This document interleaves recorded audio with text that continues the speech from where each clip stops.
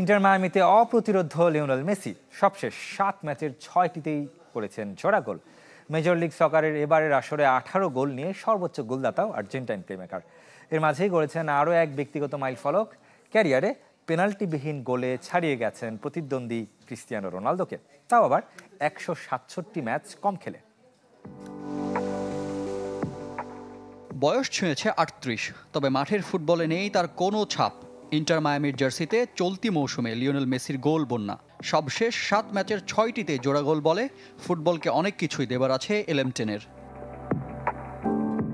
ক্যারিয়ারের শেষ ভাগ এমন দুর্দান্ত ফর্মে নিজের ব্যক্তিগত রেকর্ডকেও সমৃদ্ধ করেছেন আর্জেন্টাইন তারকা। মোট গোল সংখ্যায় ক্রিস্টিয়ানো রোনালদোর চেয়ে পিছিয়ে, কিন্তু পেনাল্টিবিহীন গোলে CR7কে পেছনে ফেলেছেন লিওনেল মেসি। আধুনিক ফুটবলের চিরায়ত দ্বৈরথ মেসি রোনালদো, যাদের ব্যক্তিগত আর দলীয় অর্জনে ভক্তদের মাঝে চলে কথার লড়াই। কারো ঝুলিতে 5 ব্যালন ডিওর তো কারো দখলে 8টি। ক্লাব ও জাতীয় দল মিলিয়ে মেসি খেলেছেন 1114 ম্যাচ, পেনাল্টির সহায়তা ছাড়া করেছেন 764 গোল। অন্যদিকে ক্রিস্টিয়ানো রোনালদোর 1281 ম্যাচে নন পেনাল্টি গোলের সংখ্যা 763। পর্তুগিজ তারকার চেয়ে 167 ম্যাচ কম খেলে বেশি নন পেনাল্টি গোলের মালিক এখন লিওনেল মেসি।